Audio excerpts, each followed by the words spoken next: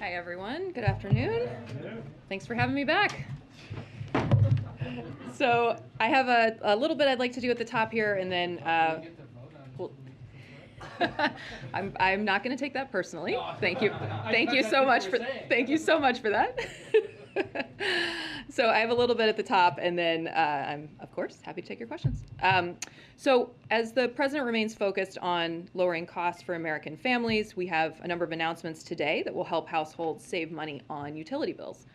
First, the Department of Energy announced over $3 billion from President Biden's bipartisan infrastructure law is now available through the Weatherization Assistance Program for states and territories to retrofit households, make homes more energy efficient, and save families money. The president's infrastructure law increased this program's resources tenfold, which means more homeowners will be able to improve insulation, upgrade lighting and appliances, and electrify heating and cooling systems, all of which save families hundreds of dollars per year while making homes more resilient to climate change and extreme temperatures. Second, the Department of Energy is proposing new energy-saving standards for household appliances and equipment as part of a roadmap to complete 100 actions this year that would save families more than $100 annually on their utility bills. And that's actually a very conservative estimate, $100 annually on their utility bills. To give one example of the impacts, U.S. households buy over 7 million room air conditioners every year. And today we're proposing a new efficiency standard that would save consumers up to $275 over the life of the product.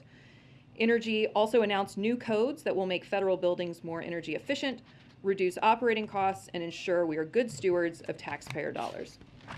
Together, these efforts can save more than $15 billion in net costs, reduce greenhouse gas emissions, and advance environmental justice.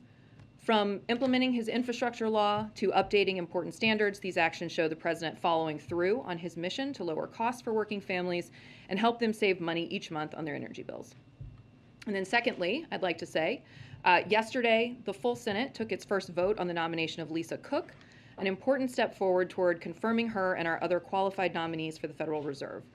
We need to confirm Dr. Cook, along with the other three qualified nominees, Jerome Powell for chair, Lael Brainerd for vice chair, and Philip Jefferson for a seat on the Board of Governors, so that the Federal Reserve can move ahead in its work to help address inflation. We call on senators on both sides of the aisle to support these nominees because they are eminently qualified to serve. This is important, and we hope the Senate can get it done soon so they can get to work. So thank you very much. And with that, AP. Thanks, Kate. AP is reporting plans by the administration to end Title 42 by May 23rd. Is the Biden administration prepared to deal with the aftermath of ending Title 42 and the expected influx of migrants? So first, what I would say is that this is a decision that we have long deferred to CDC. Title 42 is a public health directive. It is not an immigration or migration enforcement measure. So the decision on when to lift Title 42, we defer to the CDC. That being said, of course, we are planning for multiple contingencies, and we have every expectation that when the CDC ultimately decides it's appropriate to lift Title 42, there will be an influx of people to the border. And so we are doing a lot of work to plan for that contingency. I think you saw yesterday the Department of Homeland Security did a briefing walking through some of the planning that they're doing to increase efficiency, to ensure that we have the capacity, to ensure that we are operating in a way that is treating migrants humanely, fairly. So you heard from them yesterday on some of the planning that they're doing more broadly. Now, not specifically tied to Title 42 or an ultimate decision to lift it, but just more broadly to the work that they're doing to continue to build up our migration system and ensure that we are restoring order at the border. And then secondly, if Putin has bad information per declassified U.S. intelligence, what does that mean for the war in Ukraine and the prospects for negotiations right now? Well, I certainly am not a spokesperson for the Kremlin and cannot speak to what is in Vladimir Putin's head. What I can say is, of course, we have information that Putin felt misled by the Russian military, which has resulted in persistent tension between Putin and his military leadership.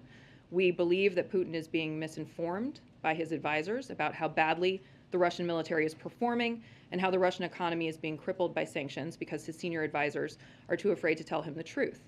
So it is increasingly clear that Putin's war has been a strategic blunder that has left Russia weaker over the long term and increasingly isolated on the world stage. that, I mean, in the lead up to Russia's invasion of Ukraine, the administration declassified information like this to sort of lay out what Putin's intentions were. You seem to be doing that again now by making it clear that he's being misled by his advisors. Can you just discuss what's the hope and the goal in going public with this now? So again, I think what this does is paint a picture of what a strategic error Putin and Russia have made here. We saw from the outset that they, for example, made an aggressive push toward Kyiv at the beginning of the invasion. They are now publicly trying to redefine the goals of their invasion to be different than they were at the outset. I think putting forward this information simply contributes to a sense that this has been a strategic error for them. Again, I'm not going to characterize what they are thinking. I'm certainly not going to characterize how they may or may not use this information to make decisions. That's not my place. But I do think that making this information public contributes to an understanding that this has been a strategic failure for Russia. Obviously, we will continue to pursue our strategy of imposing severe costs on Russia and trying to strengthen Ukraine on the battlefield and at the negotiating table. And if Putin is being misinformed like this, then who is really pulling the strings here? That's not a question that I'm able to speak to from this podium. I think this is again, I don't speak for the Kremlin. What I can speak to is what the information that we see, which, again, as I say, shows that he has felt misled by the Russian military and has resulted in this persistent tension. And just lastly, how does this impact concerns about whether any deal that may be negotiated with Russia, between Russia and Ukraine, can be trusted? Well, again, we are not negotiators in that process. We are obviously in close contact with the Ukrainians as they work through this process. Again, our role is to do everything we can to strengthen Ukraine on the battlefield, as we've done with the security assistance, the unprecedented amount of security assistance and weapons that we've flowed to Ukraine, and also to strengthen their hand at the negotiating table by continuing to apply incredibly severe costs and sanctions on Russia. And on the intelligence, is your expectation that releasing this information are you hoping that it changes Putin's calculus or the military's calculus as they approach these things? That is not our intent. Our intent is simply to make the information available so that there is a full understanding of what kind of strategic blunder this has been for Russia and for the Russian people. And is there any more that you can share just about, whether this is an assessment that you're extremely confident in? I know, typically there's a range of views among analysts across the intelligence agencies about how solid information is. Is there anything you can tell us about how solid this is and what is underlying this that gives you the confidence that this is the right reading? Well, I can't speak more specifically to the intelligence because we obviously do not do anything to compromise sources or methods. I will simply say we have made it public and allow you to draw a conclusion from that. Thank you. So does the U.S. believe that Putin is now fully aware of the misinformation, that he now has a clear picture of Russia's military operations and how badly it is performing?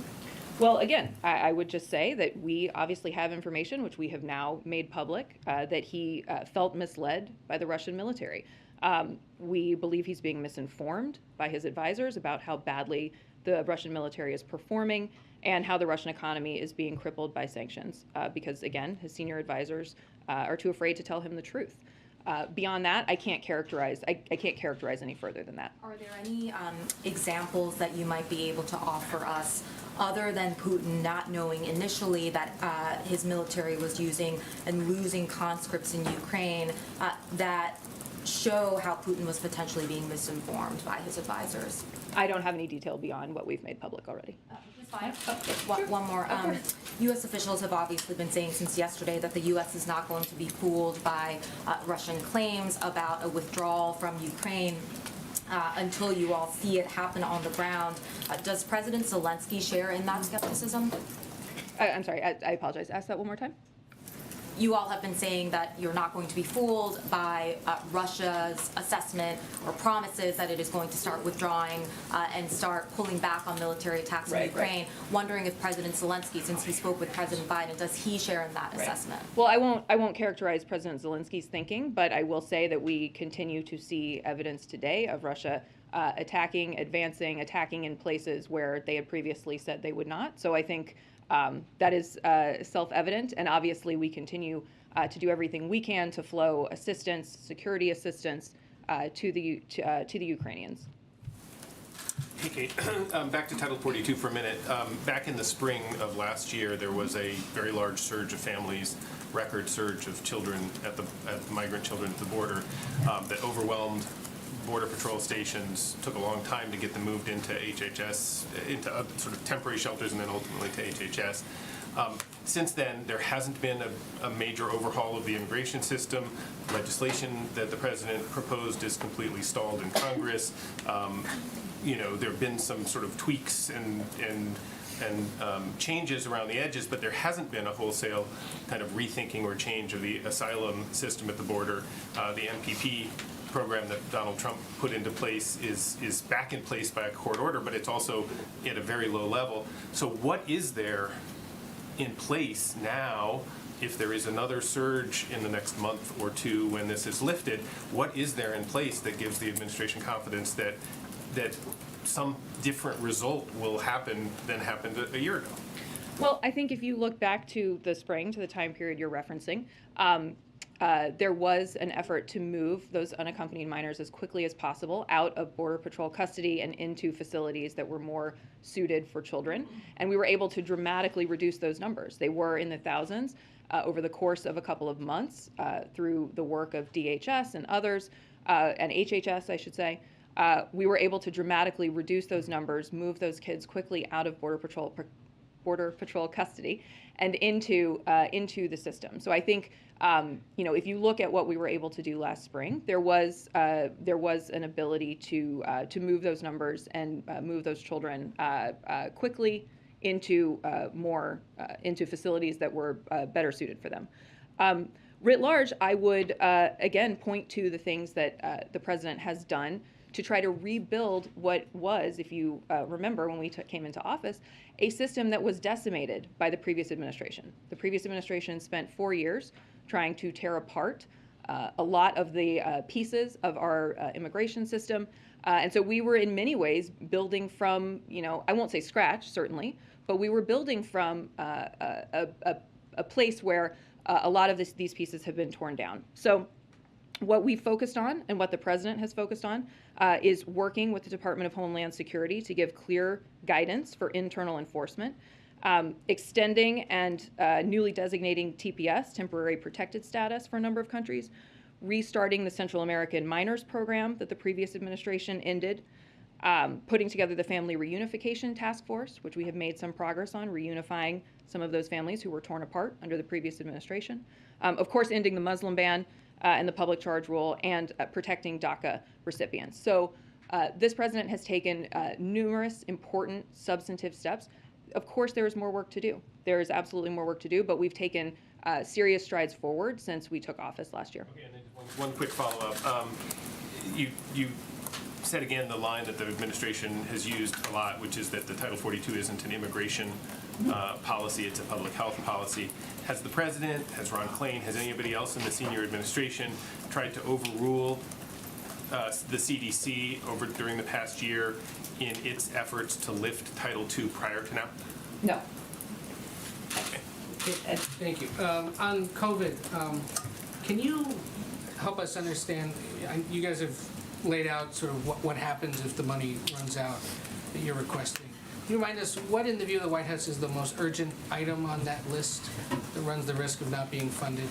And Republicans again today are saying the money for this is there in previously passed legislation. I think there's one figure they're saying is $160 billion is there from the COVID relief bill. What is the White House response to that suggestion? So firstly, this is funding that's going to be used to provide tests. It will fund additional vaccines. For example, as we were talking about yesterday, should there come a time where a fourth shot is recommended for the broader population. It will also fund life-saving treatments, and also our ability to additionally provide vaccines around the world, which is another piece of ensuring that the virus is not able to move around the globe. So, this is critically important funding. The stakes are very real and very high. You have heard the president state this repeatedly, that this is critical in order for us to continue our progress. The other thing I would say about this funding is that it will allow us to prepare for the eventuality, the possibility, I shouldn't say eventuality, the possibility of another variant, another wave.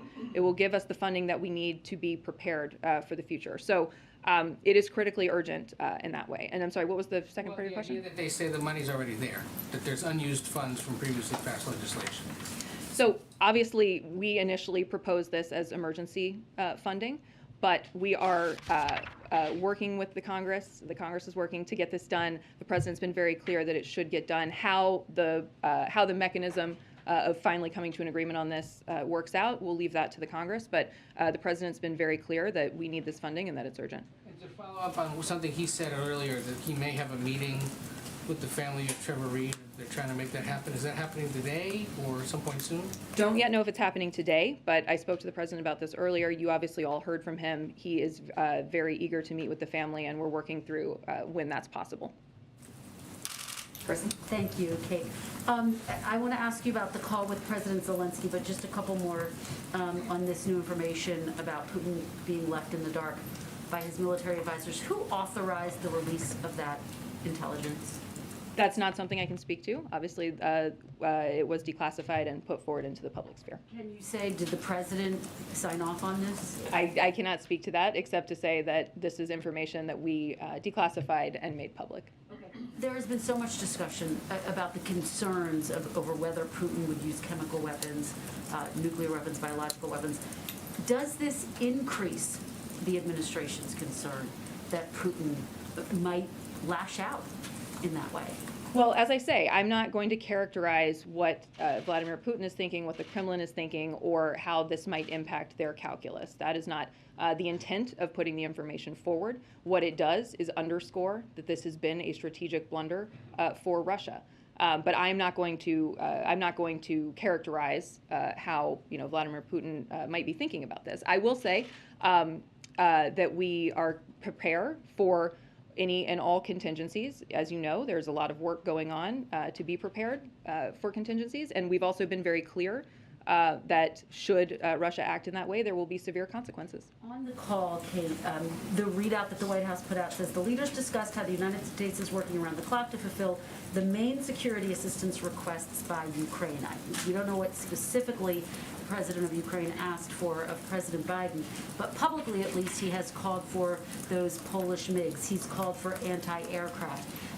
Has the president changed his decision in that space? Is he now potentially more open to providing those Polish MiGs given that statement? We have provided an unprecedented amount of security assistance to Ukraine, including anti-air, anti-tank systems, small munitions, things that our military have assessed are the most impactful weapons on the battlefield in Ukraine. So as the president is making a decision about what to send, he takes into account two things. First, the assessment of our military about what is most impactful, what is best able to help the Ukrainian armed forces turn back Russian aggression. And we've seen that the weapons that we have provided have been instrumental in helping them. And then secondly, as he has said many, many times, he is not looking for direct American military conflict with the Russian military. He's been clear that providing the planes makes this, there are logistical complications to providing the planes. And he's not going to make decisions that is going to lead to direct conflict between the United States military and the Russian military. President Zelensky has been clear, including when he addressed NATO, he doesn't think it's enough. He doesn't think that NATO is doing enough. He thinks that there, yes, has been a lot of assistance, but it doesn't go far enough for him to achieve the goals. Again, the scope and scale of the assistance, the security assistance that we have provided to the Ukrainians is unprecedented. We have worked very, very closely with them. Again, as they discussed on the call today, we've worked very closely with them to provide them with the weapons that they need. And again, the president takes into account those two factors that I was just talking about when making decisions. But that being said, we have sent $2 billion in security assistance to Ukraine, and we continue to supply them. Those Those deliveries are happening daily, every day. Those weapons are being delivered. So we are doing everything. The president is making every effort to ensure that they are getting what they need. Very quickly, any reaction to former President Trump calling on Putin to release information about Hunter Biden? Are you concerned about that? So what I would say about that is, what kind of American, let alone an ex-president, thinks that this is the right time to enter into a scheme with Vladimir Putin and brag about his connections to Vladimir Putin? There is only one, and it's Donald Trump. Thank you, Kate. Earlier today, Germany said it is willing to act as a security guarantor for Ukraine as part of the peace negotiations between Ukraine and Russia. Is the U.S. willing to become a guarantor of Ukraine's security or considering that option? So we are in constant discussion with the Ukrainians about ways that we can help ensure that they are sovereign and secure, but there's nothing specific about security guarantee that I can speak to at this time. Do you have any more information on the $500 million in budgetary aid for Ukraine that was mentioned as part of the readout between the president's call with President Zelensky? Did President Zelensky specifically ask for this to help pay for salaries and other government functions? And is it coming out of the $13.6 billion in Ukraine-related funding in the omnibus, or is it separate from that? So it is financial assistance the Ukrainian government can use to bolster its economy and pay for budgetary expenses such as paying salaries and maintaining government services. We don't yet have additional detail on where the money is coming from. That is being worked through, but it is a commitment that the president made today. Lastly, what is the administration's current view of whether the U.S. Embassy in Moscow should remain open, and how is the administration going about evaluating whether or not to keep the embassy open? So I don't have any additional news to make on that at this moment. Obviously, we will come back to you if there's development on that front, but there's nothing new that I can announce from this podium at this moment. Thank you. Thanks, Kate. On the economy, the yield curve for the 10-year Treasury note has inverted. Historically, this is viewed as a sign that investors are pessimistic about the long-term view of the economy and they expect a recession is nearing. So can you tell us what the White House believes is the prospects for recession nearing and how concerned you might be about it? Sure. So, as Chairman Powell said after the last Fed meeting, all signs are that this is a strong economy and the probability of a recession within the next year is not particularly elevated. Our team looks at a broad range of indicators to understand the health of the economy now and going forward. This is one, but there are many, many others. And the other important indicators to include as we are assessing where the economy stands are things that, frankly, because of the president's economic plan, we're able to confront from a position of strength. So that's, for example, the fastest economic growth in nearly 40 years, a record 7.4 million jobs created, the fastest decrease in unemployment on record to 3.8%, and the first major economy to return to pre-pandemic levels. So while historically this has been one indicator, it is far from the only one, and many of the other fundamentals that we look at to assess where we are economically are incredibly strong and getting stronger. And then on the meeting later today between President Biden and moderate and progressive House Democrats, what should we see as a sign of this meeting? Should we expect that there's going to be some kind of consensus around a plan on the domestic side that is going to be ready to ship over to the Senate, or can you tell us more about what they're going to discuss in the executive action front? Sure. So this is part of his continued engagement with the Hill. He's been meeting with a number of different caucuses over the course of the last month. He and our senior team here at the White House. We are obviously constantly in close contact with the Hill. I would not view this as a decision-making meeting. This is a discussion of our shared priorities. I would not anticipate a deliverable coming out of it. This is, again, a continued discussion of our strategic priorities as we try to move forward on our agenda. And then just really quickly on India, Dilip Singh is there for the next couple of days meeting with officials. Is the U.S. frustrated with India's response to Russia's invasion of Ukraine, and what kind of message is Dilip and his team going to be delivering to the Indian government on that front? Sure. So as you note, Dilip will be in New Delhi to continue our ongoing consultations with the government of India and advance a range of issues in the U.S.-India economic relationship and strategic partnership. He will meet with the government of India to deepen cooperation to promote inclusive economic growth and prosperity and a free and open Indo-Pacific. He will consult closely with counterparts on the consequences of Russia's unjustified war against Ukraine and mitigating its impact on the global economy. He will also discuss the priorities of the Biden administration, including the promotion of high-quality infrastructure through Build Back Better World and the development of an Indo-Pacific economic framework. Okay. Hi. I know this was asked yesterday, but in the last 24 hours, has this White House learned anything about why there is that gap in call logs on January 6th from the Trump White House that was given over to the Select Committee? We have not. My answer has not changed from 24 hours ago, which is that I would refer you to the archives on that. But certainly, where we can cooperate, where we are needed to cooperate to fill in that gap, we will. But I would refer you to the archives on that. Okay. And then regarding the $500 million to Ukraine, what is the current explanation of why the president hasn't sent over a nominee to the Senate to be the U.S. ambassador to Ukraine right now? What's the current thinking on that? That's an excellent question, and I'll have to circle back with you on. Thanks. Hey, on the pandemic, the president got his second booster shot today, but more than half of adult Americans have not gotten their first booster shot, even as public health officials warn about a fall increase, a BA2 variant. I wonder, is the White House concerned about that? Like, what is the White House doing to sort of help close that gap? What's the message to Americans?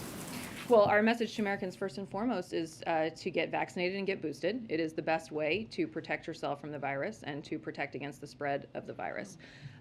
What I would say about BA2 is that it is certainly more transmissible than the original Omicron strain, but there's no evidence that it's more severe than Omicron.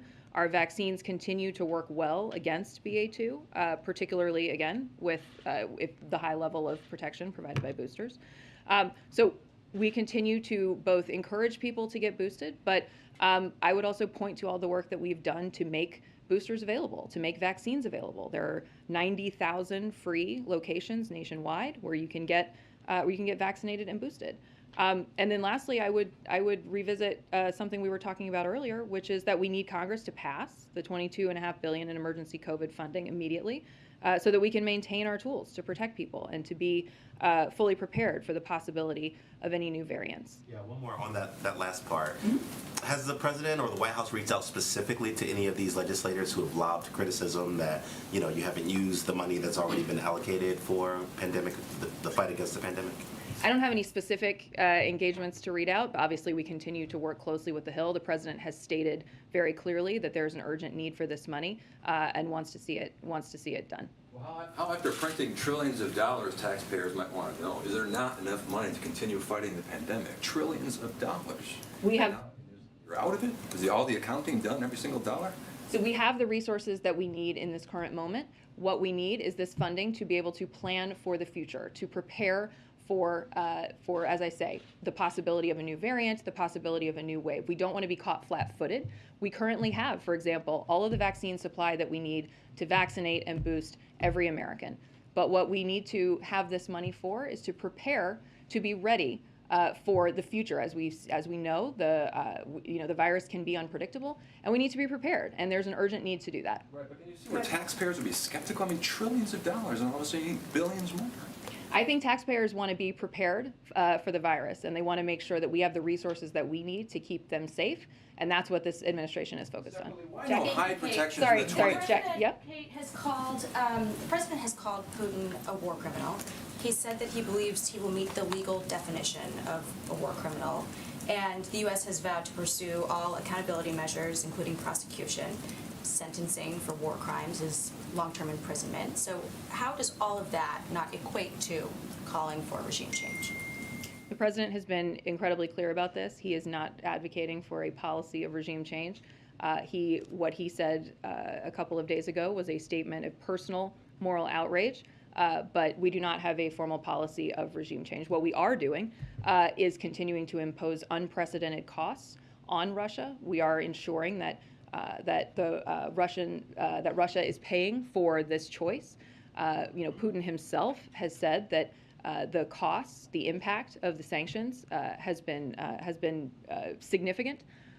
So we are continuing to focus on our strategy of making sure that we are providing security assistance to Ukraine and imposing significant costs on Russia for these choices. So when he said that he believes Putin will meet the legal definition of war criminal, was he not saying that he believes he will be convicted of that crime? He was not, in fact. And then does the president and the national security team here believe that Ukraine can win and push Russia out of its borders? And if so, has the U.S. adjusted its strategy at all in helping Ukraine since they started to win?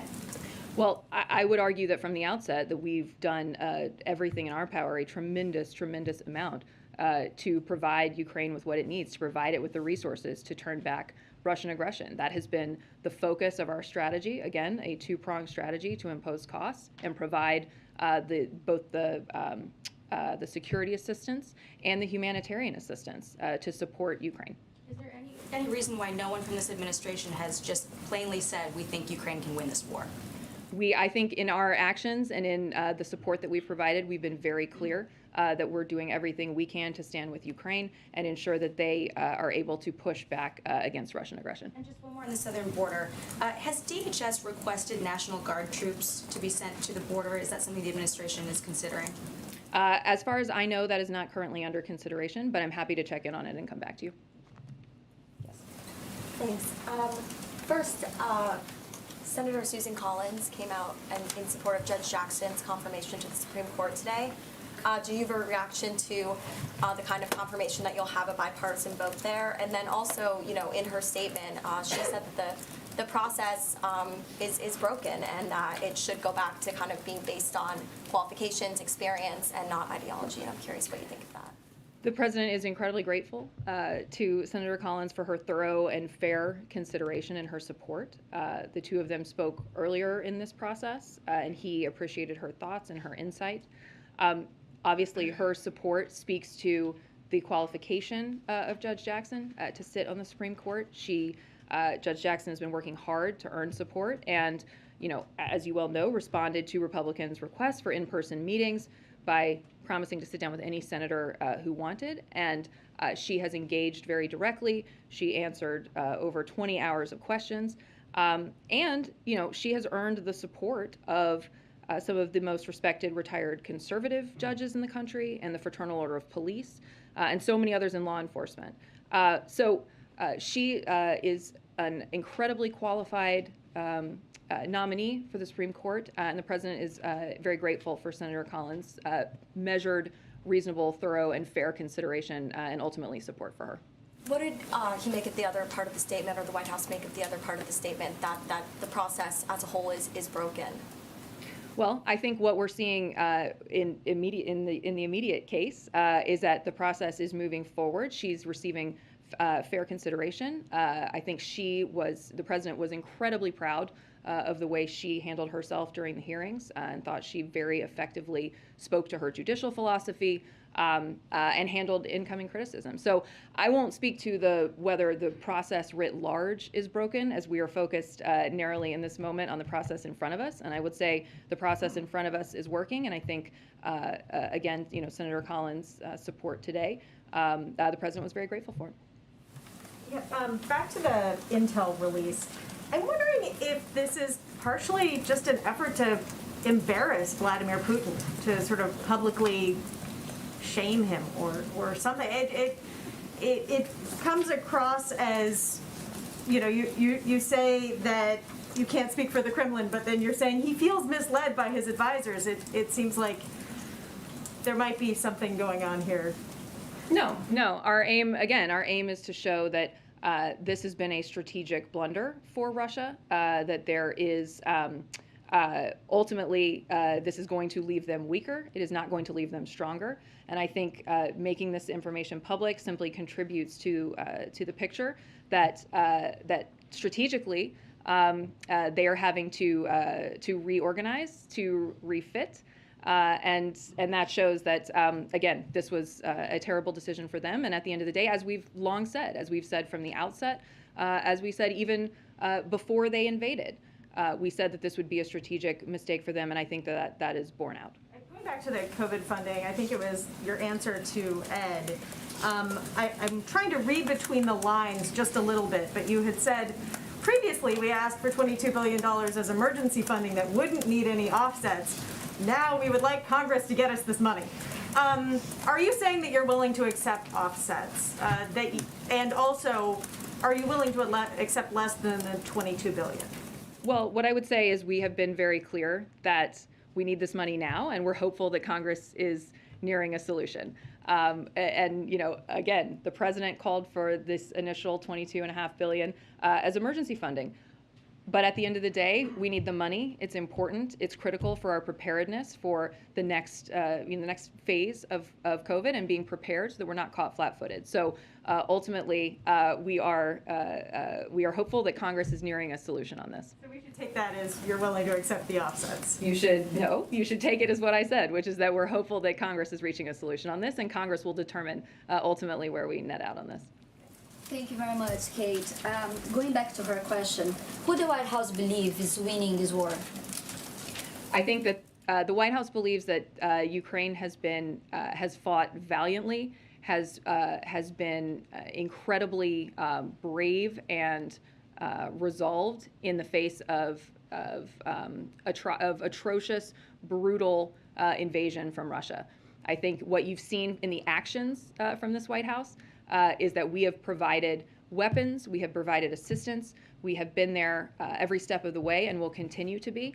And we have put enormous economic pressure on Russia in order to hopefully drive this conflict to a solution. So, I think, again, I don't know that I have to say it. I think that our actions show, and the support that we've provided shows that we believe that Ukraine has been incredibly brave, incredibly strong, and we're going to continue to support them as they move forward.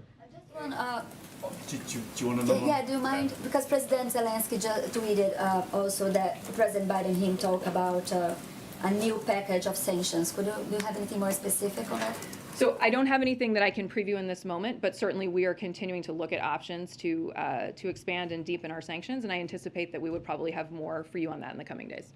Okay, thank you, Kate. Two quick ones, hopefully.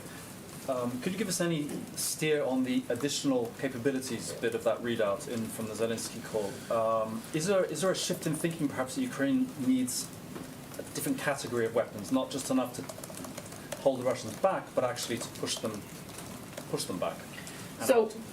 So an example of one of those additional capabilities, something that we talked about a little bit last week while we were in Europe, ship-to-shore capability, anti-ship capability. That's just one example.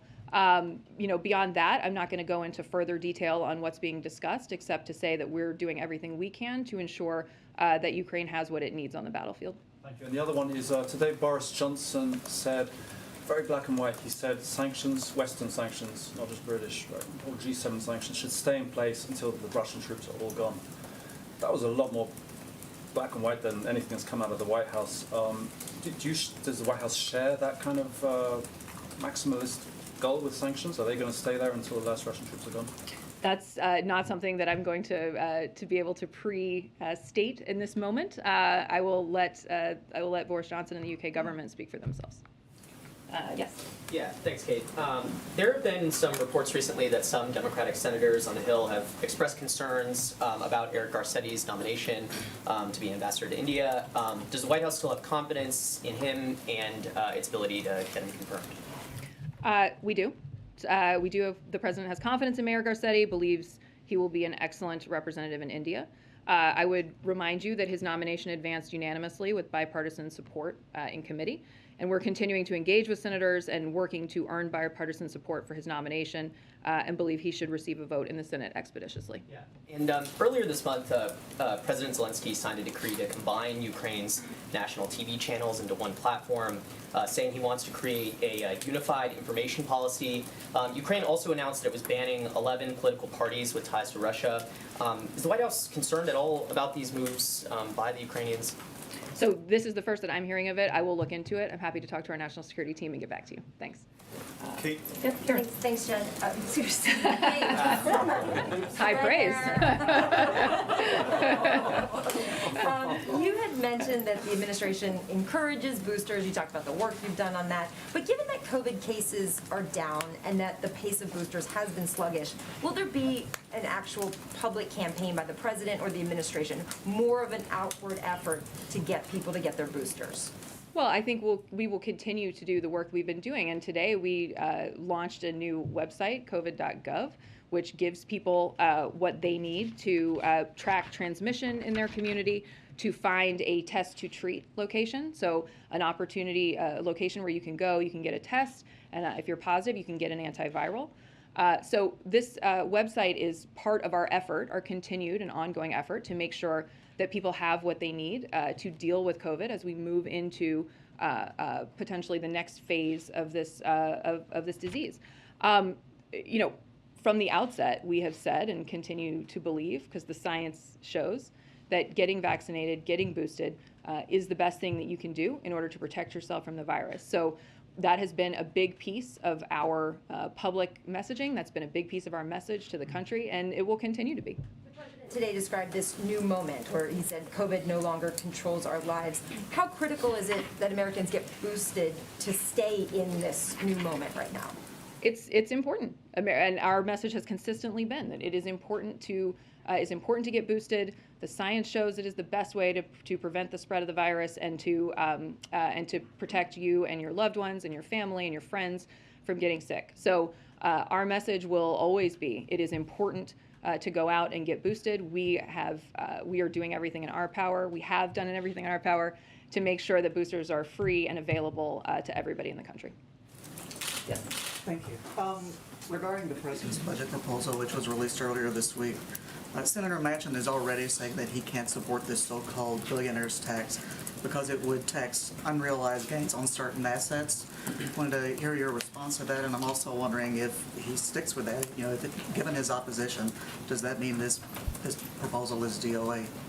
Well, what I would say is that the president's budget is a classic Joe Biden budget. It is focused on security. It is focused on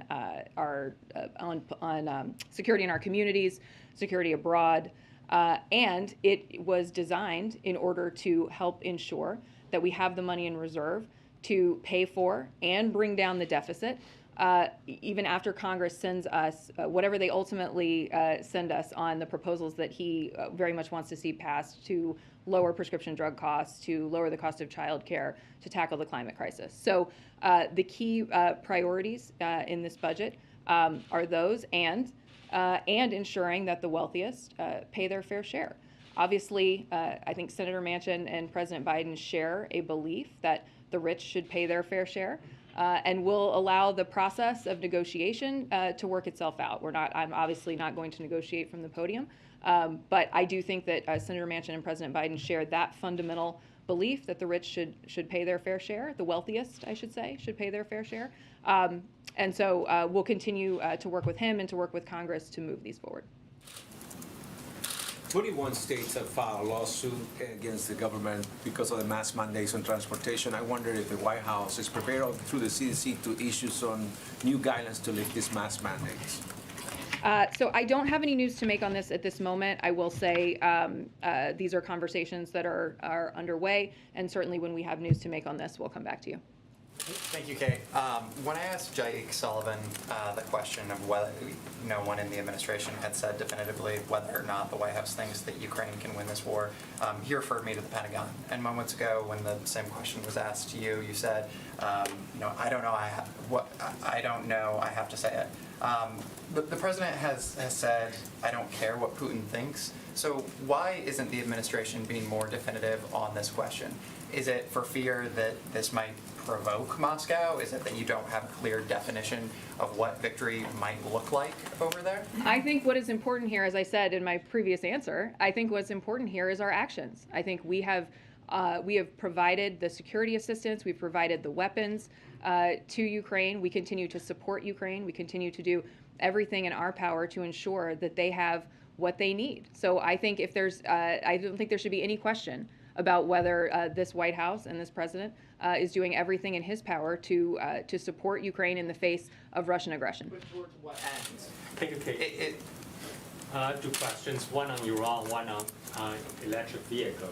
So on Iran, today Secretary Blinken had announced a new sanction against Iran over the ballistic missile activities.